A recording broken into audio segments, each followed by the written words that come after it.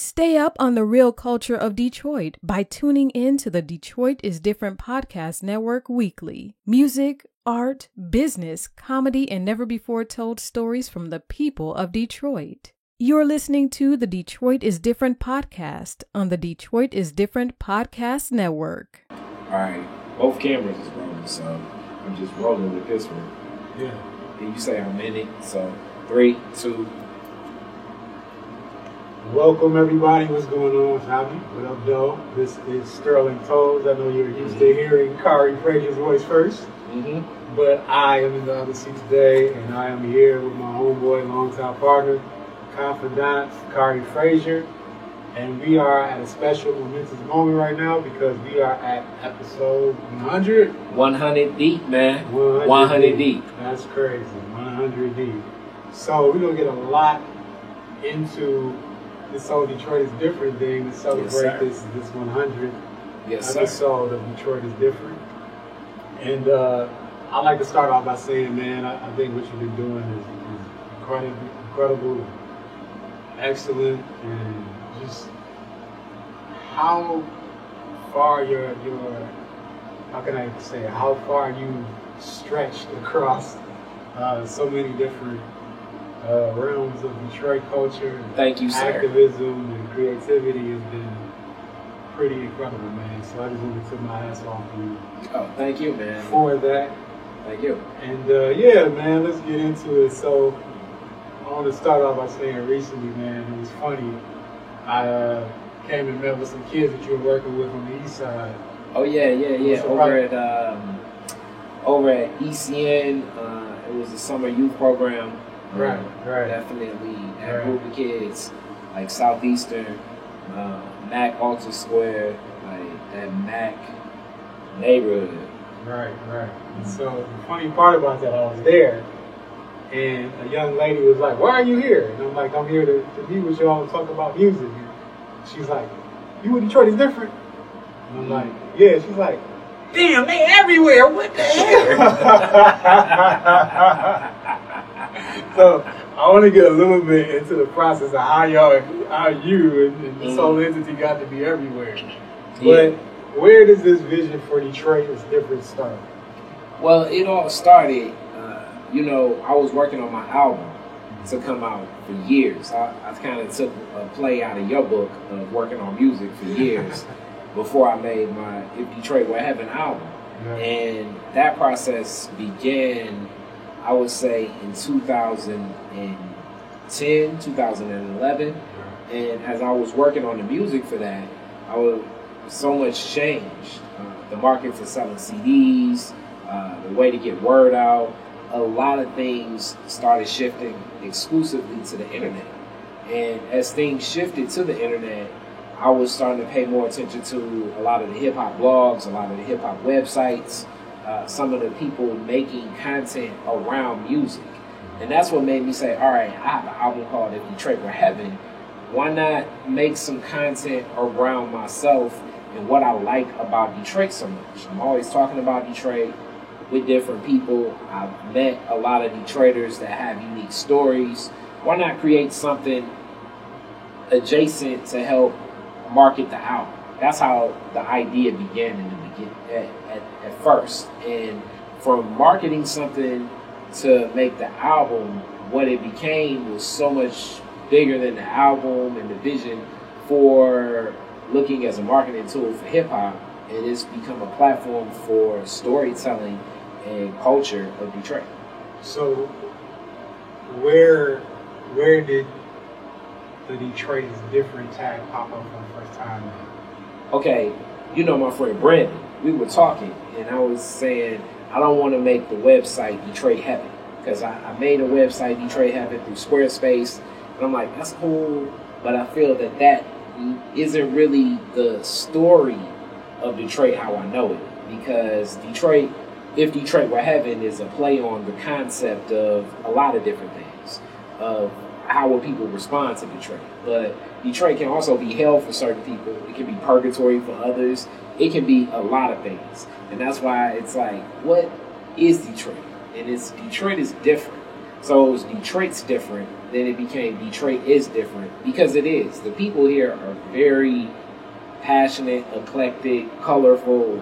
It's interesting exchanges you get anywhere in Detroit if you're willing to sit, listen, and drink it in. So, okay, so you got this album, you're done with it, right? Mm-hmm. You figuring out how to share it. Mm-hmm. You come up with Detroit is different. And what form did it take on initially? Like, what was it? Was it a website first? What was it? It was a blog website of storytelling. Those initial posts, and anybody that gets into this, you know, I would say your first 2 months, you're hitting them hard with all types of forms of different creativity before you start really getting in the flow to knowing what it is. So one of the many things that it started with was what we're doing right now with podcasting. I opened up my first month with a podcast interview with Baba Malik. I was like, Malik Yakini is somebody I think that has a very unique Detroit story and makes Detroit different. And I learned so much about him in that podcast where I said, okay, I need to do this more often. I need to continue to bring more people out because these stories are intersected in different ways. So podcasting was where things started. I also used to do a feature that I really liked called What If Detroit. So I did What If Motown stayed in Detroit? What if the 68 Olympics actually happened in Detroit? What if Paradise Valley were here? Because I offered it to other people, but it's some unique things that were scheduled to happen in Detroit that did not happen, or just circumstances that happened. Like even 375.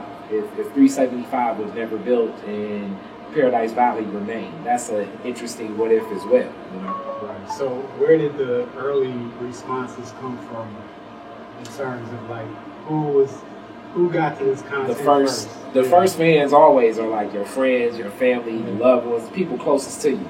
So that was initial. And after about a month and a half, it's like, yo man, stop emailing me this. New people became interested in what I was writing. One of the biggest stories I think that really hit was I wrote a piece about ruin porn. And I said, you know, it's not ruin porn for me. And I just told the story of my block. And by telling that story of my block, that piece took off big time, where a lot of people shared that piece. It led to an opportunity to speak on a panel that a mutual acquaintance and friend of ours, Freddie, set up at MoCAD.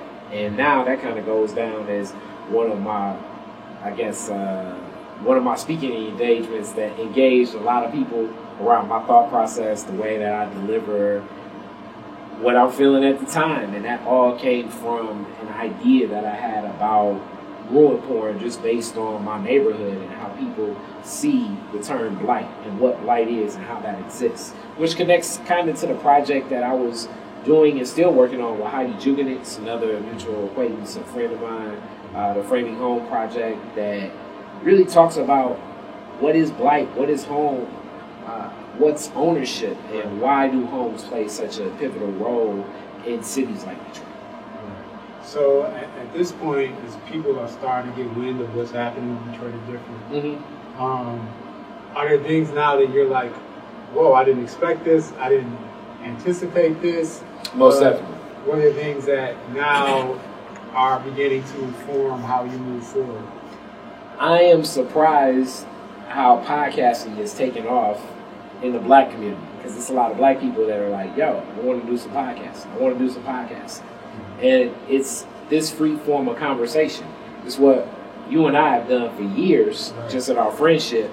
And I think about some of our conversations before, and it's like, man, we should have been recording those and sharing them.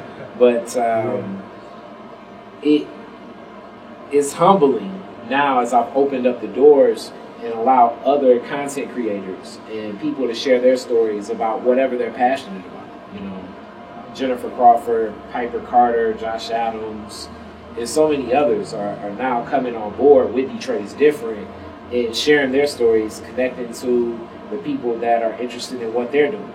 All different backgrounds, all different ideas, all different takes on Detroit at the heart of what makes Detroit different. Right. So you had this initial idea for Detroit is different. Like, what are some of the things that might have become a part of the vision down the line that you didn't necessarily see as being a part of the vision initially based off of how people gravitated to it? Well, I should have opened up the doors for collaboration a lot sooner. I believe in the beginning I was so in my own zone thinking that I think this is cool. And I don't know who else connects with this, but I'm going to offer them the opportunity to check it out. But I never really opened up the door for them to also connect and use the platform themselves until recently. As of recently, I've really opened up the door in the platform of expression. Even this iteration of the podcast studio. You remember the original podcast studio. Right. When I was getting that off the ground, we were running into issues. It was upstairs from where I live. Now we're next door.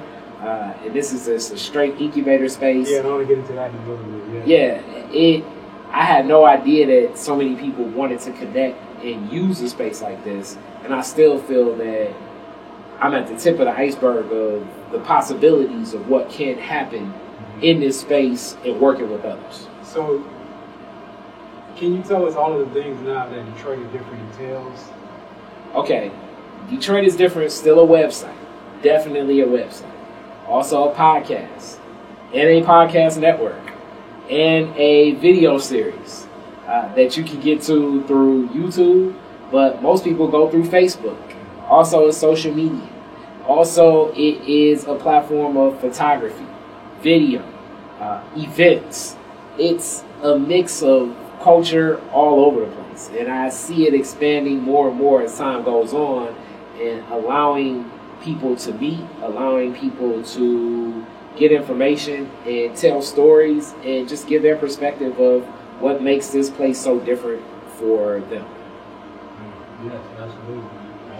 So, how did this whole space come to be, right? So, because, yeah, I remember we were in the spot above, above your house, and this is like a lot more elaborate. Yeah. Yeah, we were like in the, we were in the back room in the beginning.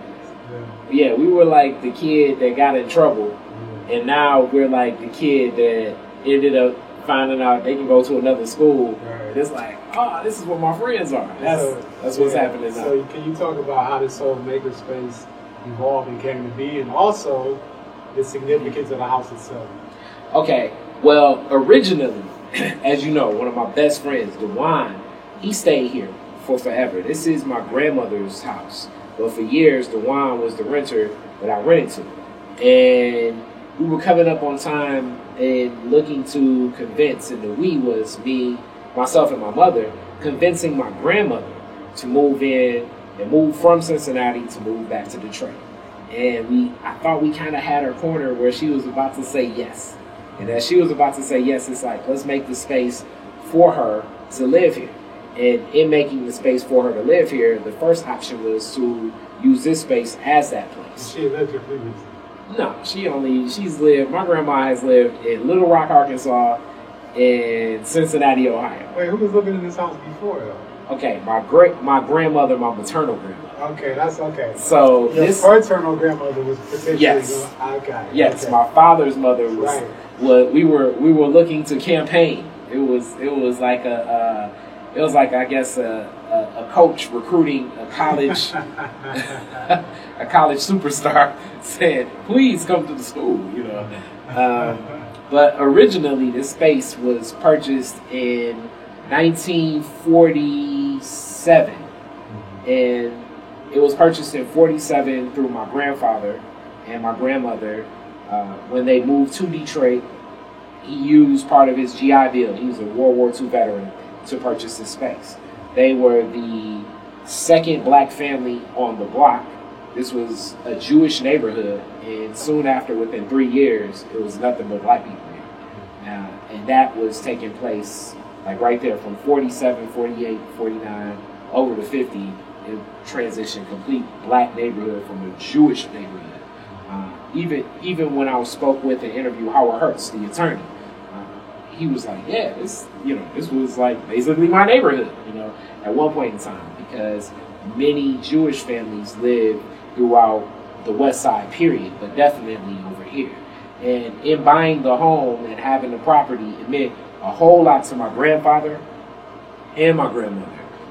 They also erected, as you can see, the home behind this house, which was my great-grandmother's home that they moved into with elder care. As people say, like, why is that little house behind here? That was built for my great-grandmother.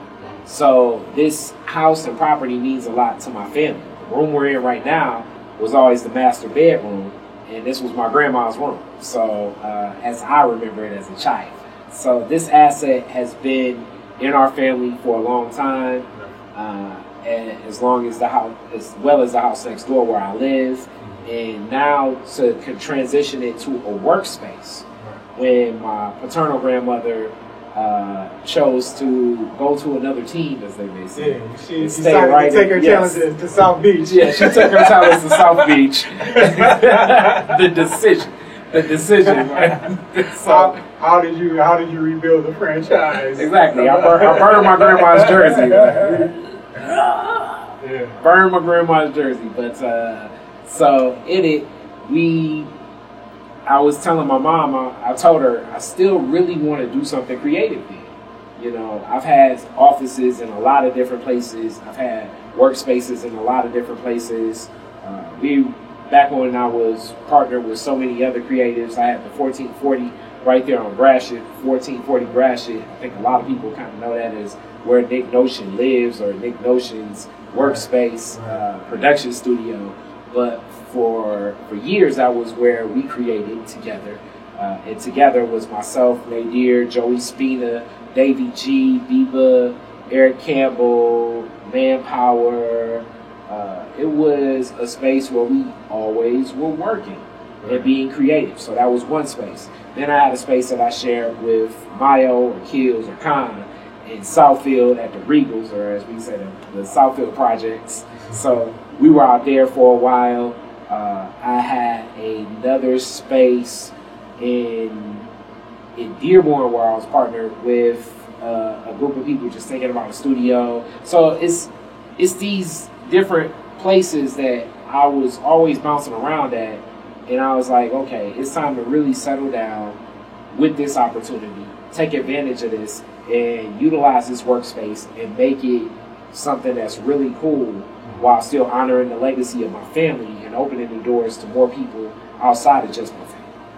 All right, so what do you look forward to in terms of what else could happen in this building, in this house? Well, first off, when I first showed a couple of people, one of the things that stood out in my mind was Yusef Shakur saw the space and he told me, this is the most revolutionary shit you ever done. And I was thinking to myself, like, okay, interesting. Yusef can say this, and and Yusef's presence and everything, his aura and spirit. And I didn't really think about it like that. But the more that I open up the doors to more people, now I see. Because as much land that's in Detroit, as many spaces that are in Detroit, I've taken for granted the equipment that I have and the skill sets that I have and some of the relationships that I have just by being me. I'm like in my own, I'm in my own space and in my own headspace. Right. But through this, it's me having my basketball rim all over again. When I had a basketball rim, it welcomed so many kids into my backyard that I didn't even know lived in the neighborhood. So this is like basketball times 1,000, because it's so many people coming through here sitting and talking on these microphones. Even people that I know opening up in different ways or coming for different people. Your cousin Kier, he was one of the rare guests. It's a couple now that have done Piper's show and my show, and different interviews on both levels. Because both podcasts have a different feel, a different life, just due to the tonality of it. But that's a classic example of, I've known Kier for years. Kier extended family in a lot of ways. But the way he opened up during both of those podcasts, and now he's like, hey, I can book some guests for you guys when you're interested. That avenue would have never presented itself without opening up the space like this, even though I've always had the capacity to do a form of this the whole time I've known Q. But the place itself is facilitating engagement in ways that I never expected. So, can you think of a moment where you felt like, like this was like revolutionary? You realize the impact of it. Like, has there been a moment where you're like, oh wow, like this really facilitated something powerful, something that is very important to Detroit or the community? Well, a classic example of really my perspective of Detroit, which in some ways I think is like your perspective of Detroit, was Piper records her podcast the same day as Josh Adams. And Piper records earlier and Josh records later. And both of them, I think, are extremely talented, passionate, and great at what they do. But talking to two completely different audiences in Detroit. So as Piper's leaving her podcast and closing out, and I don't even remember who Piper's guest was that night, in walks someone that went to high school with, another Northwestern guy, Kool-Aid, from Piper's for Josh's podcast. And just seeing the interaction between Piper's producer and co-host Brittany, and Josh, and Kool-Aid, and it's like, wow, this is so cool. Because this is that essence that I would hear about, and I'm like witnessing it when people would talk about Harlem Renaissance, like where, it'd be Cab Calloway hanging out with Langston Hughes. Right. So it's like Piper is sitting in the room with two of the comedians and Piper's staunch when it comes to standing up for women's rights and different social justice struggles. Right. But two comedians with, in some ways, broad brush painted as can be misogynistic and everything, but hugging and kissing Piper and still hearing some of these perspectives, so it wouldn't have to be so adversarial. And sometimes it may be adversarial, where now both can challenge one another and then talk about artistry in different ways. Like, I'm like, this is cool. This is why Detroit is different. Because both people can be in that same space, but now through this, location itself and a vested interest, it creates something to intersect. So how do you feel like Detroit is different is informed by like what's going on now? Because in a lot of ways, when you started it, I feel like things are changing so rapidly right now. Like, and it was a different social climate when you started it. Yeah, 2014, April 2014 was when this all launched. And even then, it was not as many Detroit-based content creation stations online. And when I say that, there are many websites that exist, but just staying consistent with content. And even Detroit is Different has lapsed in content, but more consistent than some. To do this, it takes way more dedication than I thought it would. Because after you get past the it's fun phase and it starts getting real and you're dedicating the time and energy and purpose behind it that's bigger than the idea, that's really where it starts getting real. I mean, podcasting can start as there are so many, as they always say. Most podcasts last somewhere between 5 to 10 episodes. Because you start off, you're really creative, you got segments and everything, then the next thing you know, you're interviewing your cousin, then the next thing you know, your cousin come back for every episode, and it's like, man, I don't have this in me no more. Yeah, like the episode of Martin, or the episode of Martin, he ran out of stuff to do on the show. Yeah, basically, that's pretty much it. Do a show how we met. Yeah, exactly. I can't think of nothing else. Yeah, that's pretty much it. So is this emphasis kind of on this expanding podcast experience kind of like maybe taking the focus away from some other aspects, or how do you balance the other components of Detroit is Different as this podcast thing just has become so, blossomed, Well, I definitely want to get it more into web series. Another one of my really close friends, and I don't even know how close people know you and I are, as we intersect in a lot of different ways of different worlds of people that may be connected or adjacently connected or whatever. Or don't mess with each other. Yeah, or don't want anything to do with one another. But I don't know if people even know how close we are. Yeah. But another one of my brothers in arms, and Mike Willingham, really is going to help and support coming up with a lot more video content. Because I see a lot of web series created. And I still love the written form too. I love the written form. It takes a different intentionality to be creative. And the one thing that is standing out is passion. Passion and vision stand out immensely. That's something that you've always stood in, but being very intentional about having a vision and being passionate about that vision so that it's more than just the expectation of accolades or opportunities or whatever, but it's really something you're committed to. And then talk a little bit about, not only are you doing podcasting and looking to get into web series and stuff like that, but you've also done a lot of graphic work.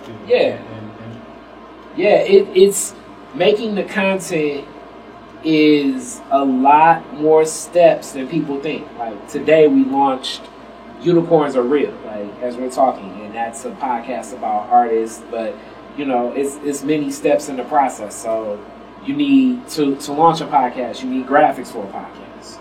You need an overall description of what your podcast is. You need to make episode descriptions. You also need to submit your podcast to the different places that they can get it. So like Spotify, Stitcher, iTunes, Apple, Google Play. These are all steps just for podcasting. But along with that, now comes social media and welcoming people to listen. And all of this kind of can play a graphic role because you're speaking to people through their eyes on what will entice them to listen. But it's also an audio role because how do we cut a snippet 30 seconds to a minute to give people a trailer of what you're talking about and then connect people and make it organic where it's not one of those things where you're forcing the trailer. When you watch a movie and you think man, that's probably the best joke in that movie that they put in the commercial. Right. It's not supposed to be like that. All right. What do you feel like is one of the biggest things you've learned in this process? It's really the essence of this of the name. Detroit is different because of the people. People. I'm learning more and more about people and myself through working with so many people with this project, and really the ways to engage and what people are passionate about, what they have a vision for. That passion and vision are so. It's so key to this work. It's so key to this work. I can't explain exactly when I see that as far as what makes it all, but witnessing it and watching it come together is amazing because I'm humbled by some of the drive that some of the creators have brought to the table. And also some of the attitudes and the humility and the joy that some of the people I featured bring back to it. It's so cool. I never would have expected people to respond the way they respond. And then on the flip side, some people I'm thinking okay, this is right up their alley. They're telling me that they're interested in A, B, and C, but when given that opportunity, their mind really isn't there. Right. And they still may have a passion for it, but this just may not necessarily be the space and the avenue at which they want to express it. Right. So I want you to talk a little bit about few things. So one, you know, you mentioned your mother for a minute. Uh-huh. And I would like you to talk a little bit about your mother's impact on Detroit is different. And also a little bit about your upbringing, because one thing about it, I feel like you have a very unique Detroit experience. Yes. And, you know, growing up in African city schools and just being in the hip-hop scene and all these different things. So talk a little bit about how all of these very sometimes contrasting, very colorful experiences kind of converged into your own personal Detroit experience that led you to do this thing. Okay, well, first off, my mom, and this is what's so unique about the passing of my mother, this was the last project we really worked on together. And before her passing last year, this meant a lot to my mother, as this home meant a lot to my mother. My mother was the caretaker for her grandmother, my great-grandmother, and this is the home where she really did a lot of that, and obviously the house that was built from the ground up on the property as well. So these locations mean a lot to my mom in her childhood, and what she remembers and how things could go. And really seeing this project through, like when you walk in the house, you see a story about the history of the house. And I told my mom I want to create this. And that was the very last thing we worked on together. So my mom passed away on a Wednesday. That Sunday, in classic Jan Frazier, Kari Frazier, back and forth, to make that message, it took us about 3.5 hours.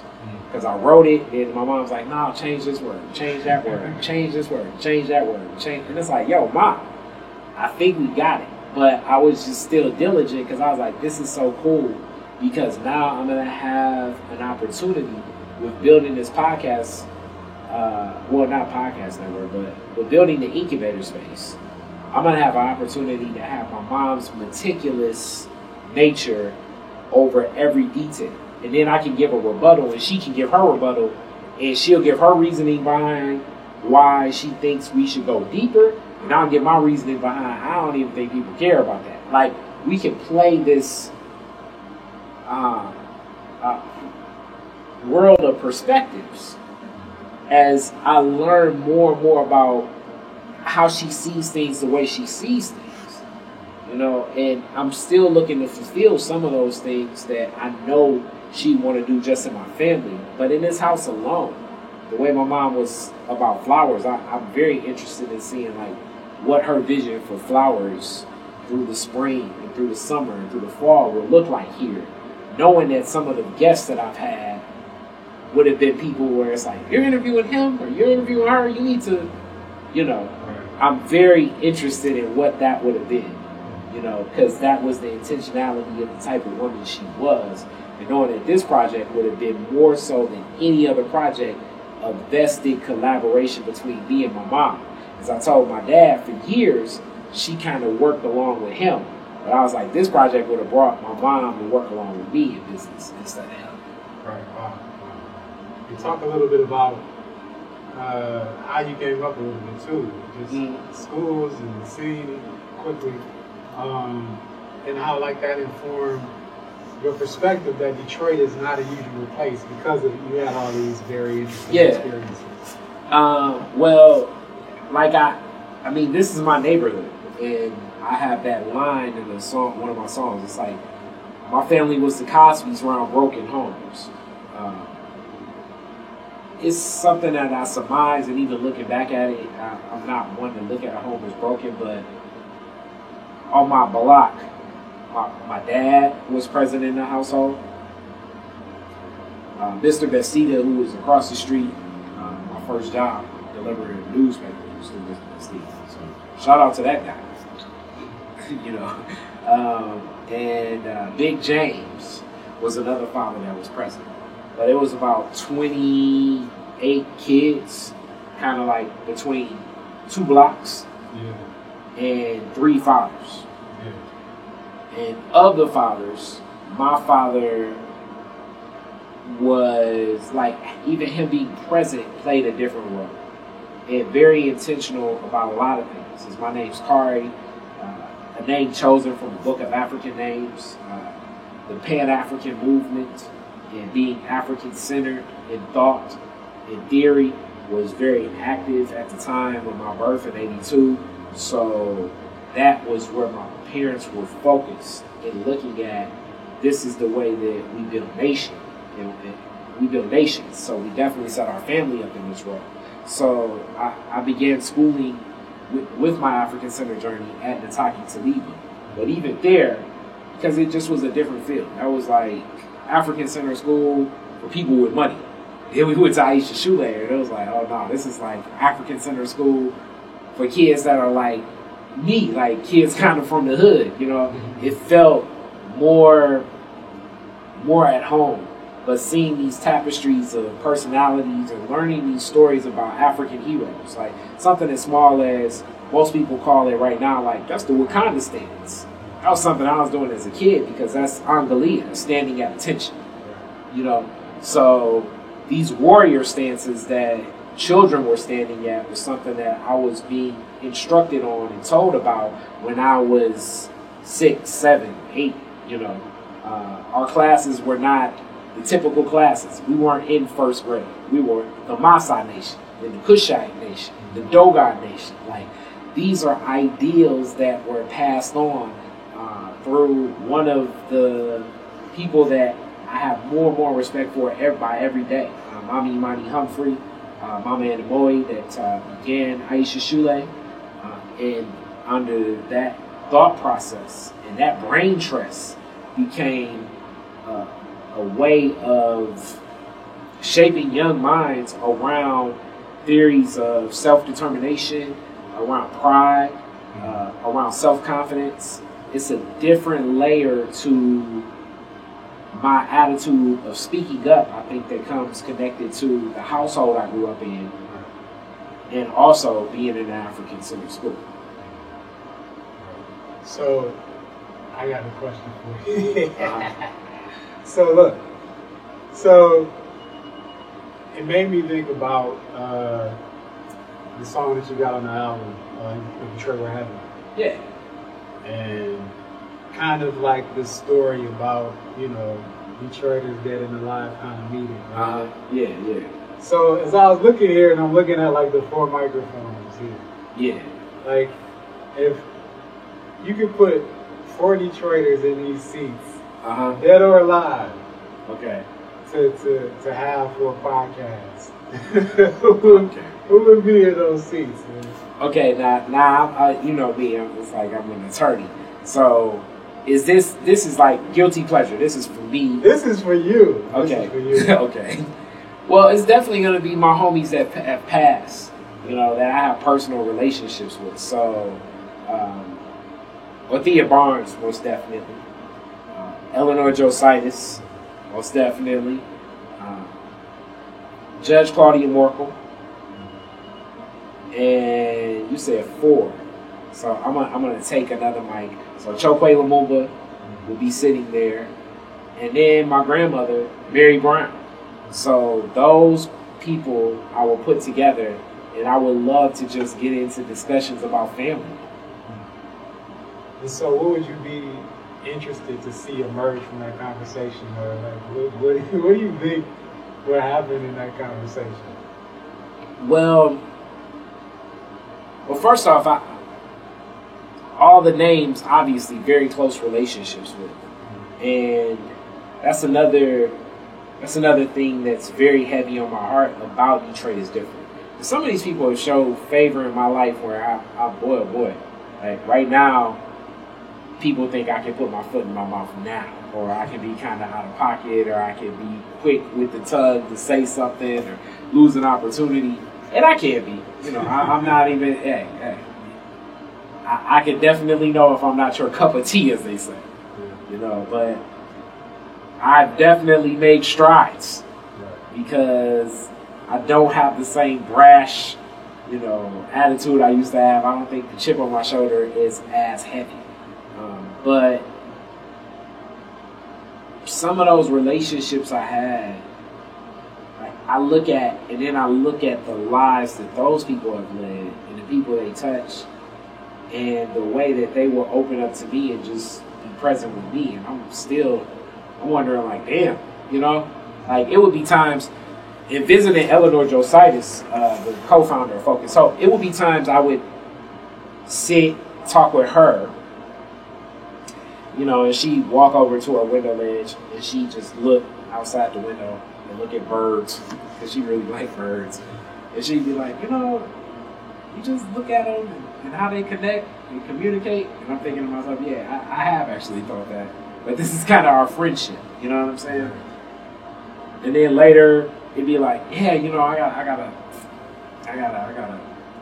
call Kofi Annan for them. And it's like, damn, man, you know what I'm saying? It's like, damn, you know what I'm saying? Like, I never thought people were putting together their daily schedule and saying to themselves, let me talk to Kari Frazier before I talk to Kofi Annan. Because I don't even know if I'd be talking to Kari Frazier before I talk to Kofi Annan. You know what I'm saying? I think Kofi Annan is like if you talk to Kofi Annan on Monday, you probably talking to Kari like next Monday. Kofi Annan real quick? Kofi Annan and this is like active, one of the people that was the president of the United Nations. So, you know, she met every sitting president ever since Focus, you know, from basically every sitting president, Jimmy Carter on. Not only met them, they all toured the campuses of Focus Hope. And relationships were like, you know, favors could get called in and different things. And she was very present in a lot of our interactions whenever things were needed, but more so than when things were needed, but just sit and talk and have communication. Like, she, more so than anybody I've ever thought, you know, had interest in the way that I put together rap lyrics, you know, and why I put words where they were. And this is just a strange, like, this is the type of stuff that you turn on TV and you look at the movie and you say, man, this looks corny as hell. Like, what is this rapper doing sitting with this, you know what I'm saying?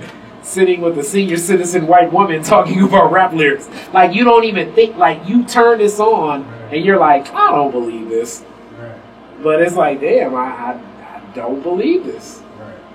You know, that's traveled the world, that's met so many people, and with Judge Morcom, it would be the same way. Mama Barnes, it would be the same way. It was some people that had access to so many people and opportunities that took time out to build a relationship with me and challenge me about, you know, what I can do and how I can approach different things. And just, I had the access to them.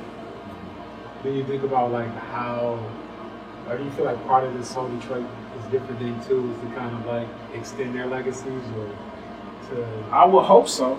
I would hope so that as people see what I'm doing, it can trigger in them maybe that olive branch to continue to go.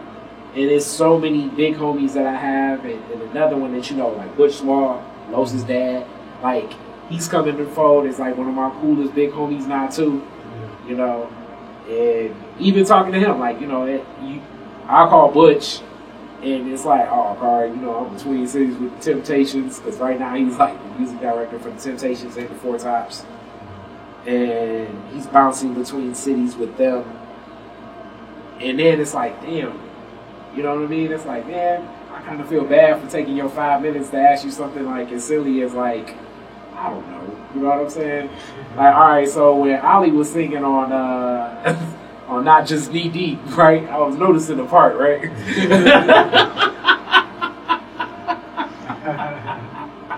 And I was thinking, like, in the arrangement, was that Ali or was that George Clinton? Isn't that, like, the beauty of, like, being in Detroit and why Detroit is so different? Because it's such an intersection of, like, so many significant things that have happened in a multitude of like creative disciplines and genres, and, you know. Like the way you bump into people and our stories, our collective stories. I feel it's like an amoeba or something. Like everything is coming together, and a grander story is to be told because it is so unique about the relationships between so many people in Detroit. Right. You know? Right. So I hear these stories, and I think to myself, that's so Detroit, because I've heard stories very similar to that. You know? Yeah. What's a story that to you is like as Detroit as it gets? Like, what's a very, very Detroit story? Like an essence of like, okay, yeah, that's only in Detroit. Only in Detroit something like that. Something like that happened. I think it's so many examples of that, but right now it's my Facebook cover photo. Right now, the Black Jesus over that was painted at Sacred Heart Church outside of their campus, right on Linwood in Boston, or no, Linwood in Chicago, something like that. So during the rebellion, someone painted Jesus black in form of protest, right?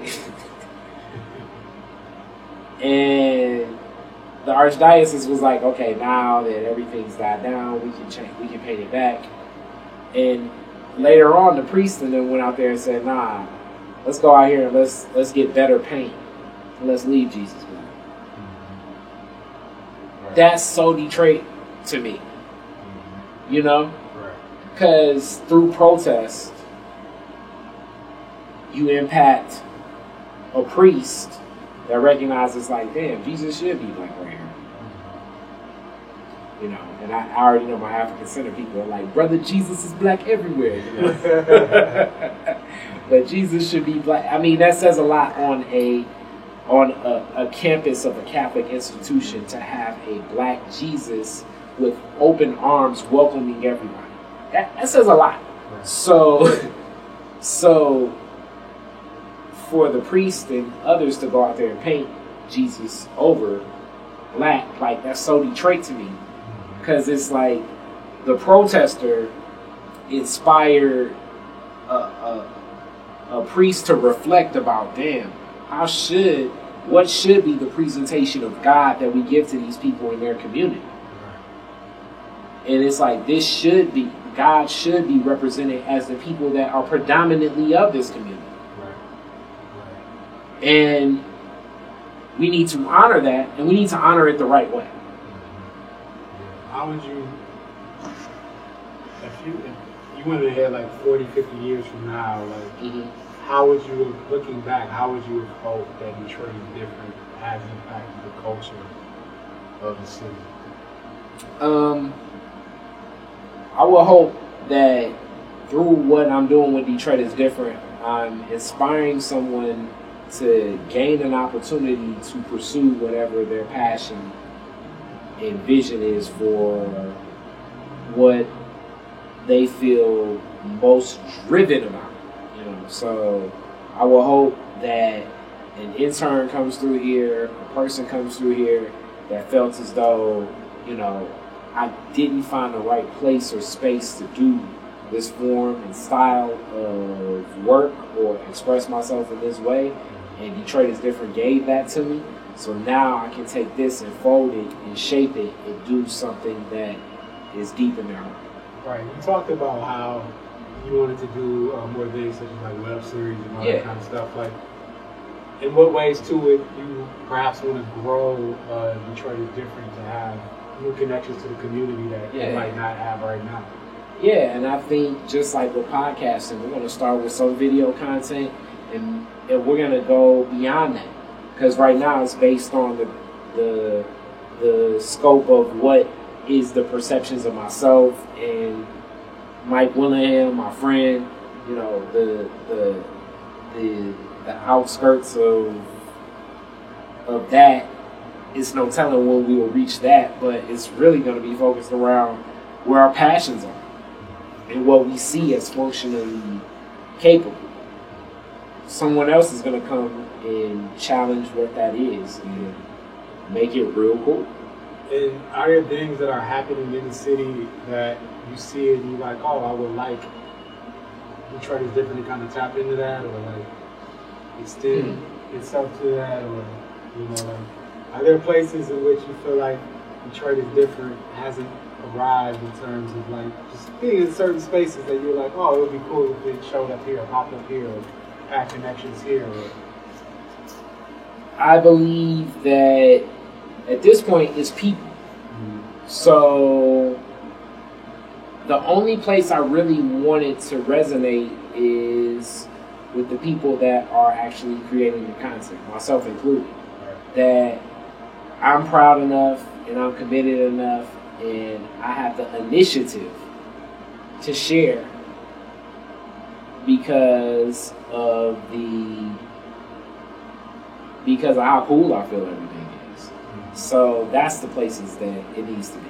So I know that's a very philosophical, altruistic answer. I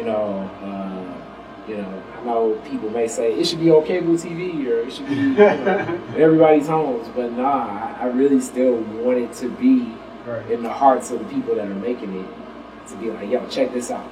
Kind of how I used to feel about my music, Not saying that I don't have that same pride, but it was a point in time where we would record a song and we get out the studio, myself and whoever I would go to the studio with, because we often went together to save money to pay for studio time. And we would pass the CD around. But anytime I was passed the CD, we would go to Belle Isle. We would listen to that song over and over and over and over and over again. That formed that spirit. I don't really have that same spirit with music, though I appreciate it. I was listening to my own Spotify channel. I'm streaming myself, So does music? But it was different. Does music ever creep back into this fold somehow, or? Most definitely. I want to put a nail on the coffin in this musical series. I see myself doing some more music with you. I know that makes my friend Ian like, oh man, are you gonna? But it'd be good to even circle back with Ian. And Alex White, I've been playing. He's been the music director for whatever I do musically for a while, because I'm doing other stuff, and it's like, yeah, man, make the band tight, And I see myself doing more stuff with Alex. Period. I just like his energy, his spirit. That's the guy. Yeah. Alex is a good dude. Speaking of which, I saw Marcus Elliott not too long ago too. Another good dude. So it's some of these young creatives with a jazz background that are and see beyond jazz that I want to do music. And I'm glad you said that too, because I really feel beautiful about this moment right now in Detroit's history. Amidst all the changes and everything that's happening, I really do feel like this is a period where there are some people here that we're going to look back in 10, 15 years and be like, wow, all these people are living in the city at the same time, doing stuff.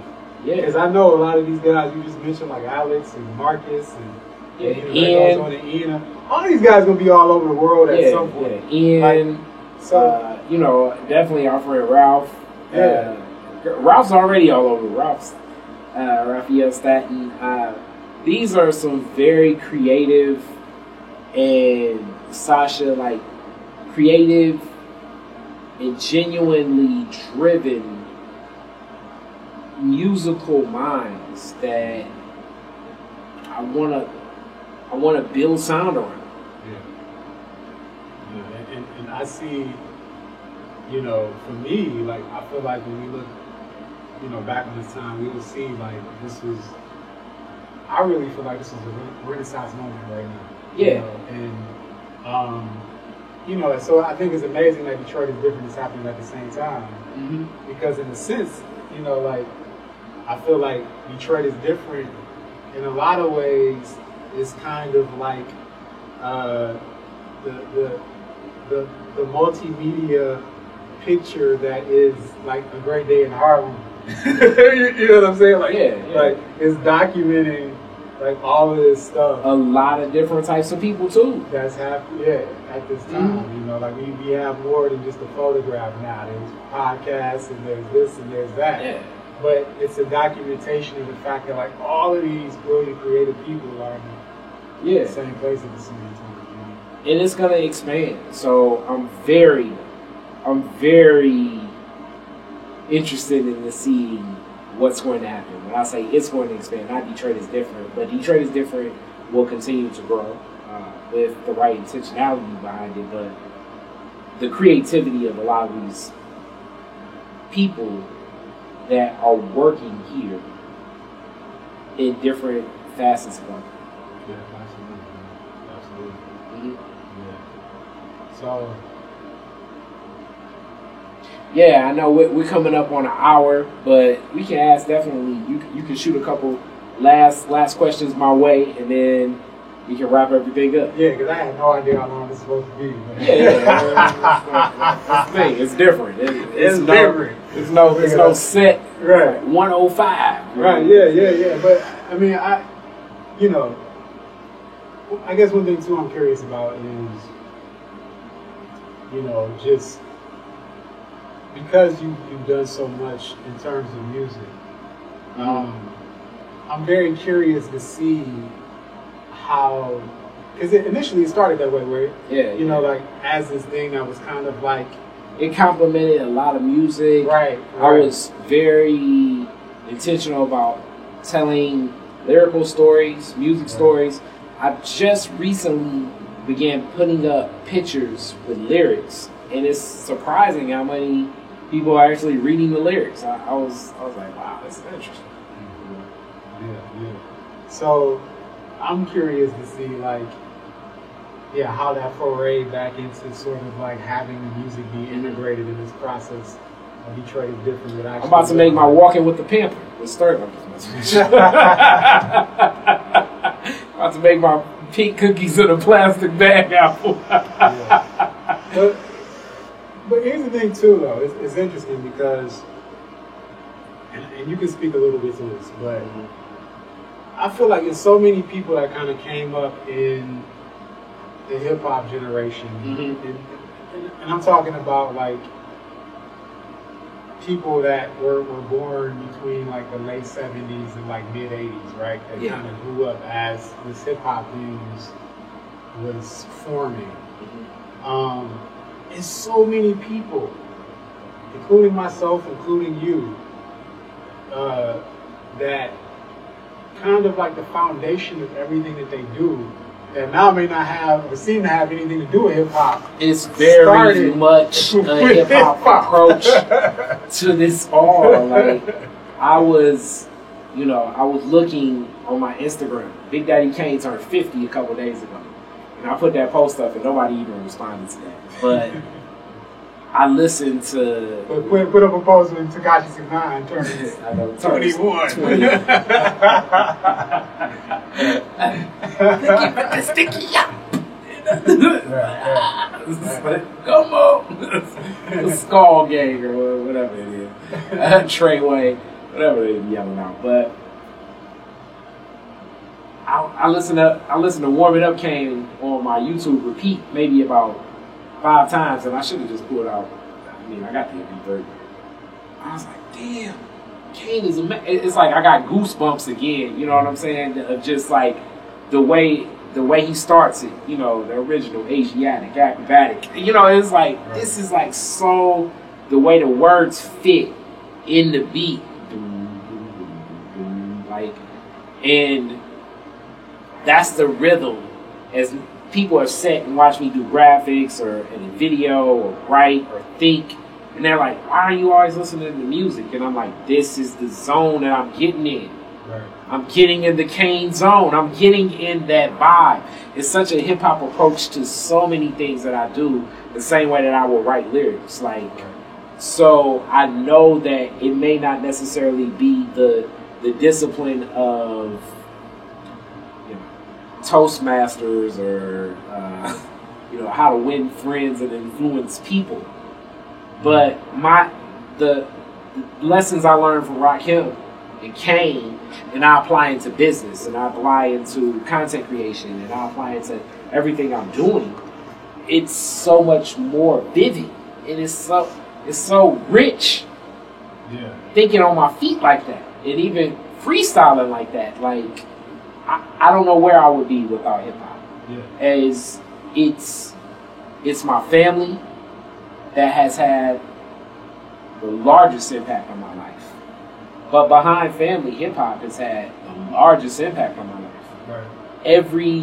Every moment, you know, I'm thinking, you know, and clicking as if it's responding into a beat and it's falling in pattern. It's a system that I got going that I'm understanding. I don't know if other people are understanding it, but I'm getting it. Yeah, absolutely. Because if you think about it, you know, it's like it so many people that started just rapping or being producers or DJs or whatever, in an attempt oftentimes to like make a career at it, they end up picking up all these skills along the way. Yeah. Right? And they may necessarily never get paid off the music, but ultimately end up getting paid off all the skills that they learn as a result of trying to push their craft forward. It's Mr. Miyagi times 1,000. Right.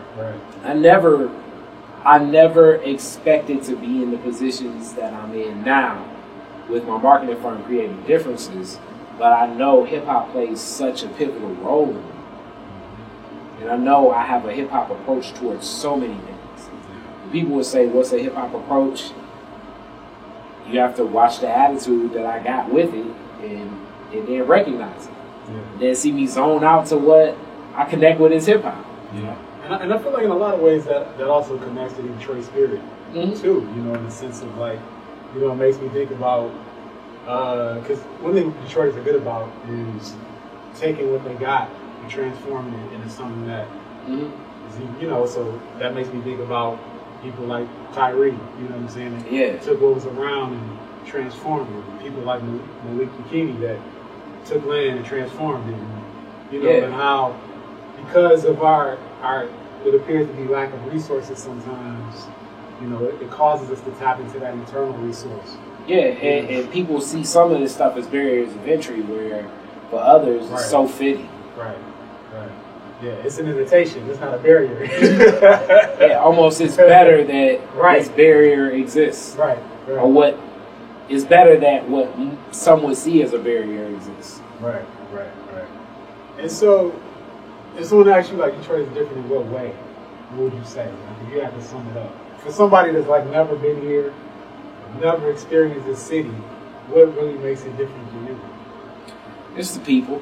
I always say it's the people that make it different. And you never really know the layers and relationships of people here, the know-how, the connections. It all intersects on so many levels. Right.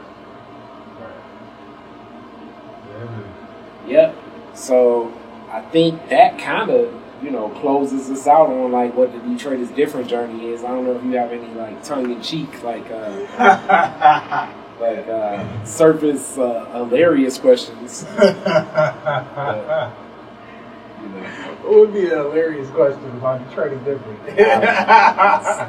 I have no idea. But we can say this too. Like, I guess, what was a moment that was like, what was the most surprising, hilarious moment in this entire process of Detroit is different?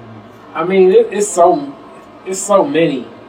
As you know, I love laughing, so I'm doing it so much based on human behavior.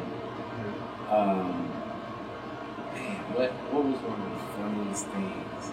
I mean, it's generally connected to Josh, because Josh's personality is, I mean, along with him being a comedian, like, he's smart. So, like, Josh's whole personality is, like, really funny, you know? Yeah, absolutely. You know, so Josh, it's probably something Josh related, but it may not necessarily be. Let's see, what was something really funny? What was something really funny that happened? I don't know. I'm stumped by it. I gotta think.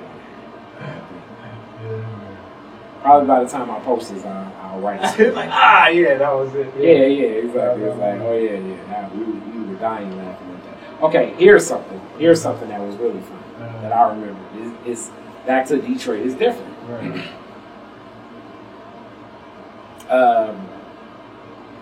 The kids across the street were running.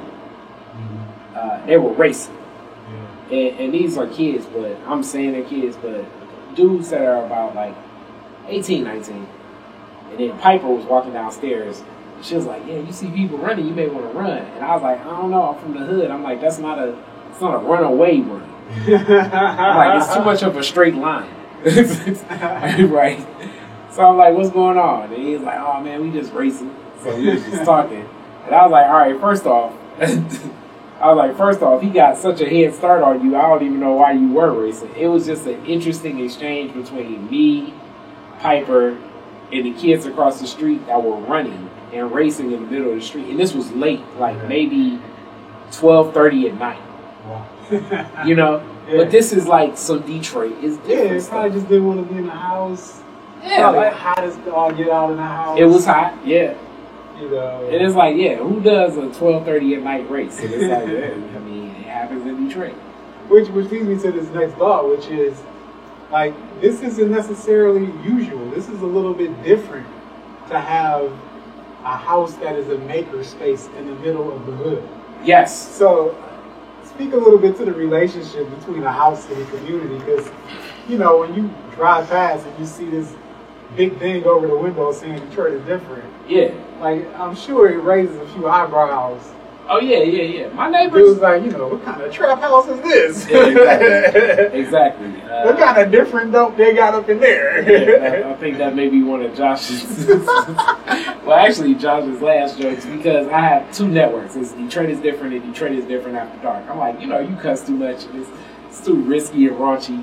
And he was like, see, you made me after dark. You know what I'm saying? I didn't even sign up for this. I don't know what it is. He was like, after dark. Because I had a contract. Like, his whole show starts. I'm like, I'm signing. After dark, we don't sign no contract. Silly. So, but the relationship with the neighborhood it's been really good. It's been really good. I've been over here for so long, I know a lot of the people, you know. Some people are like, you're not afraid of this, you're not afraid of that. I'm like, man, I've been over here so long. So it's been really safe as far as connecting with people.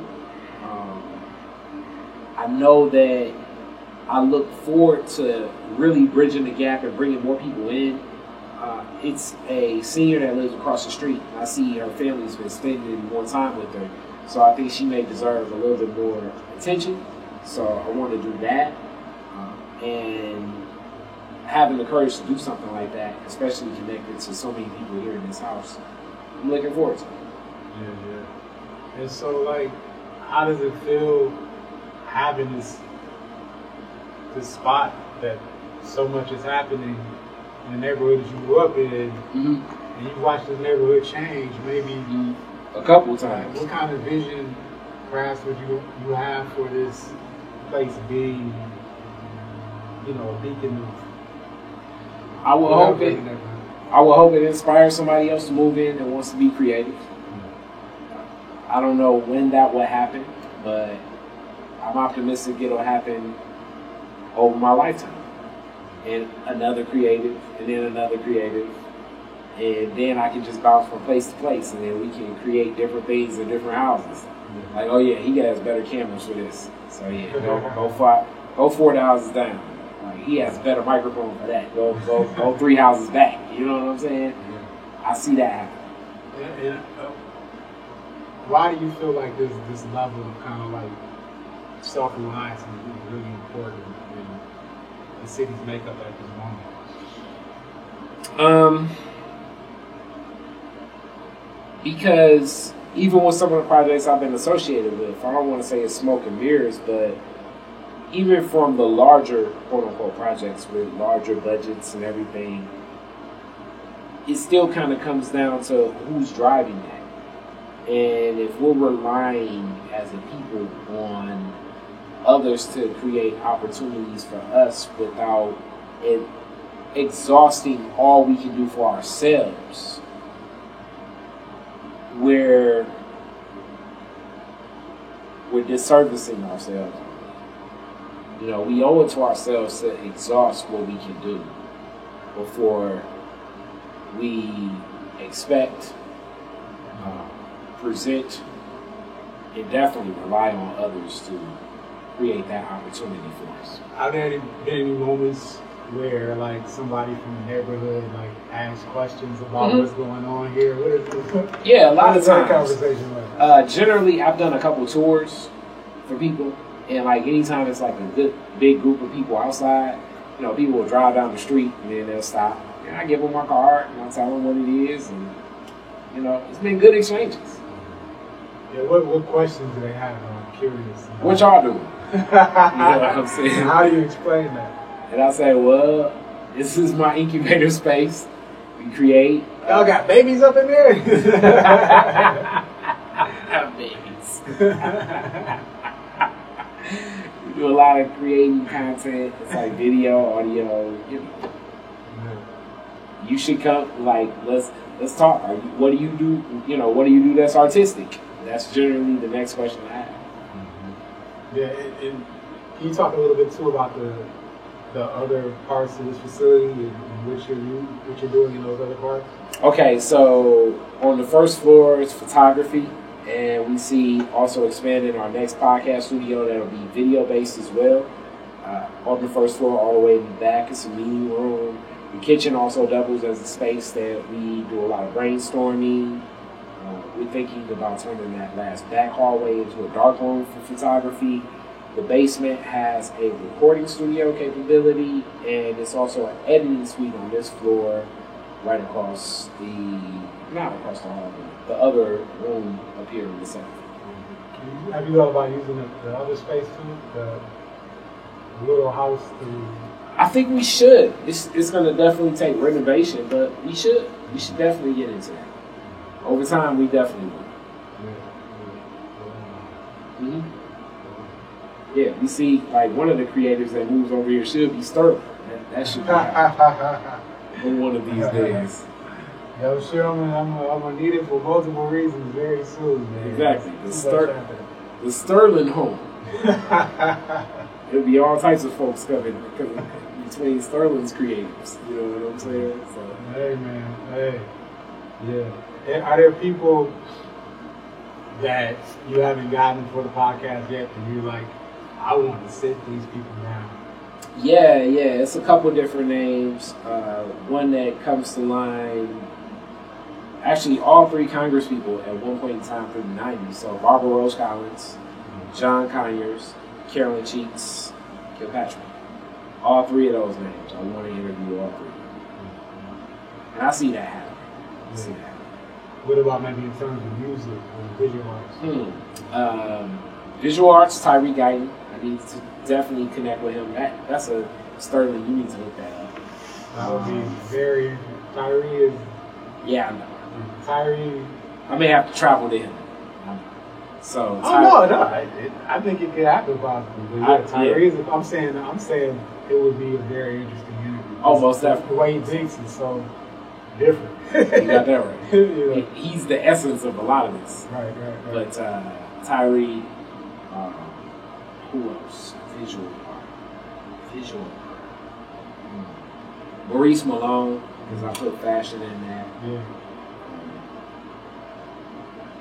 Visual art. And I don't know who that person is, but whoever the person that, see, this is like at Detroit's different stuff. Whoever the firm that has the contract of the upkeep of the artistry of the Fisher Building, I want to talk to them too. I know that is. Okay. See, I want to talk to them. I know. Yeah. I think that'd be an interesting discussion. Yeah. Also, who are some of the people that you've had on so far that you were like, wow, I love that interview? Charlie Beckham's interview was really cool. Njia Kai, we're gonna have her back. Malika King was really cool. It's been a lot of good interviews. Henry Tyler was a really good interview too. I need to bring him back. And I need to get RJ Watkins in the mix. And I need to get RJ from RJ's Latest Arrival here too. It'd be good to do a RJ. And get the two RJ sons too. Yeah, that'd be very interesting. The four RJs. The four RJs. That would be incredible. That would be like, what is this? That would be epic. That'd be Detroit is different to the max. That would be epic, boy. RJ Quad. It'd be like just RJ and then like to the fourth power. That would be epic, man. That would be great. I haven't. Yeah, as I talk about that, I haven't talked to Mike Powell in a long time, but I'm sure I can get Mike to set up something with RJ. So yeah, maybe we do that. I know RJ Watkins if he had with time and availability, but that's something that I would really work that. I would want to orchestrate something like that. That would be an interesting discussion. Yeah. Is there anybody else too that you feel like you would be like a kid in a candy store and you interview them?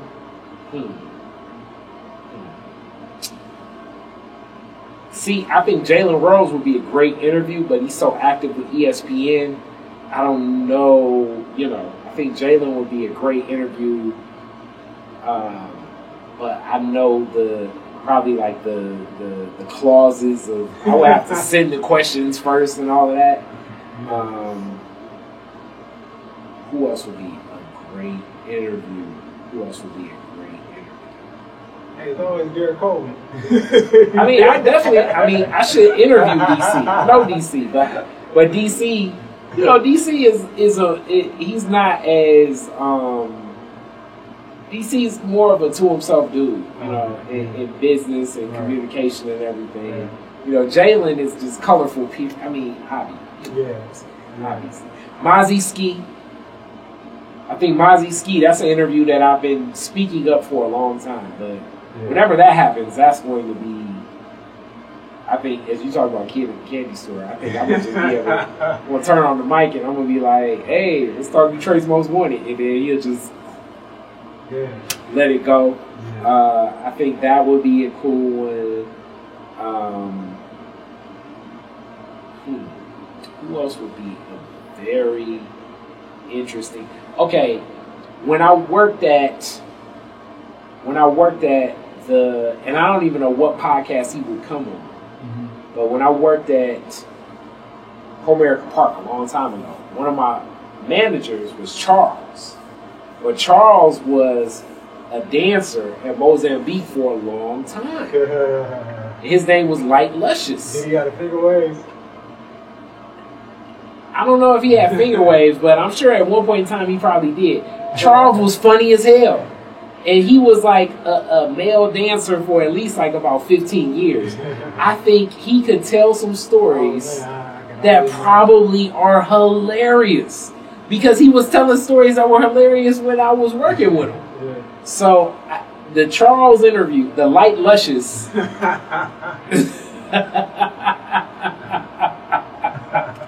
interview would be great. That's another one. Like, these are like the interesting people. Like, you know what I'm saying? Like, straight up Detroit culture. Yeah, because that whole like Watts Club, Mozambique, and all that. Like, that is like Detroit culture, ground zero, like all that stuff. Yeah. Like, all day. That was a very big part of the culture of the city in the 80s, in the early 90s. Oh yeah. I mean, the owner, when it was actually a place that played R&B, he's passed away. Because I was talking to Butch, like, man, that'd be great to interview him. But he's passed away.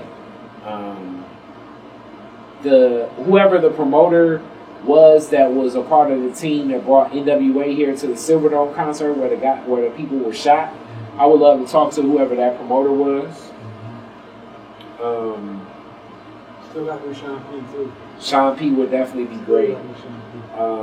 It's so many people that I think would be great interviews.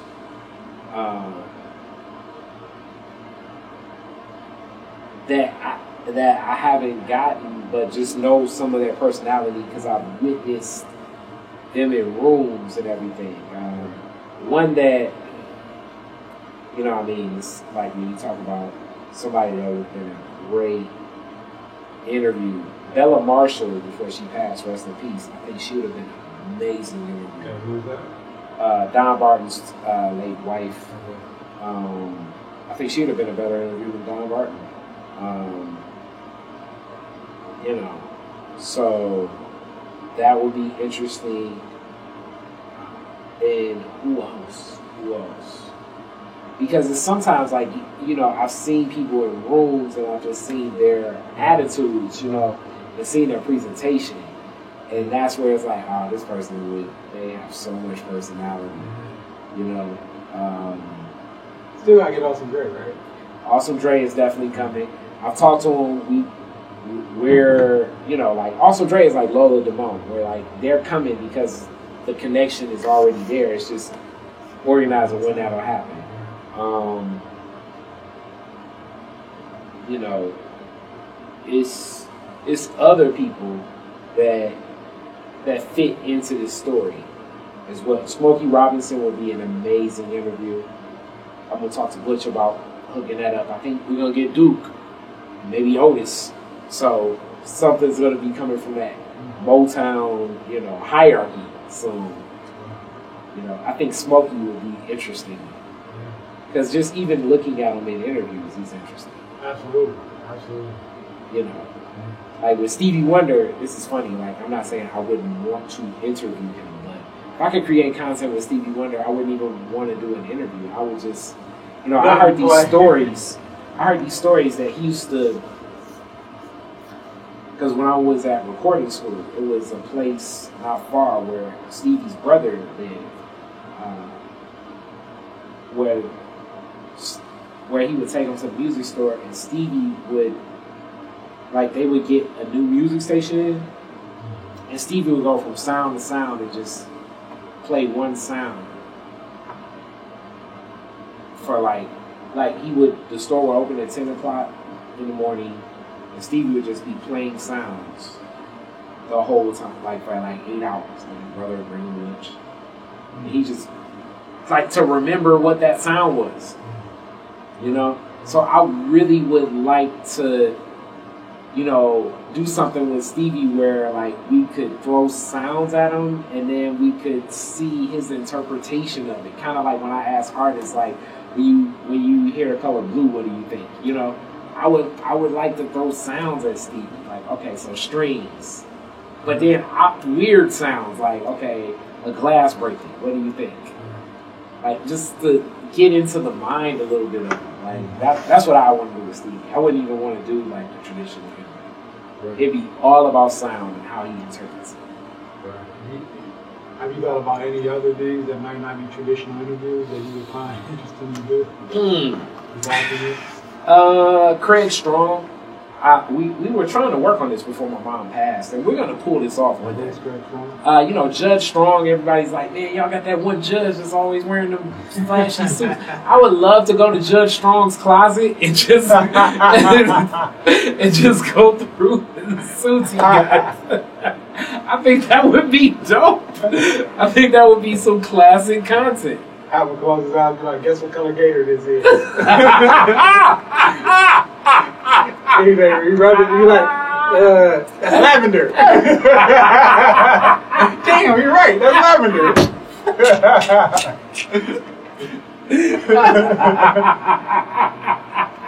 Yes, that would be dope. Wait, is this a fuchsia? No, this ain't the fuchsia. This is fuchsia. That's the eggshell. It's the turquoise. Yes, it's the turquoise. You know what I'm saying? Like, it's specific. Like, that is eggshell. Like, yeah, man, I think that would be great content. Like, and then some stuff is non-traditional too. I did this thing where before, like, I went to bartenders and said, if you could make a drink called the Detroit, what would it be?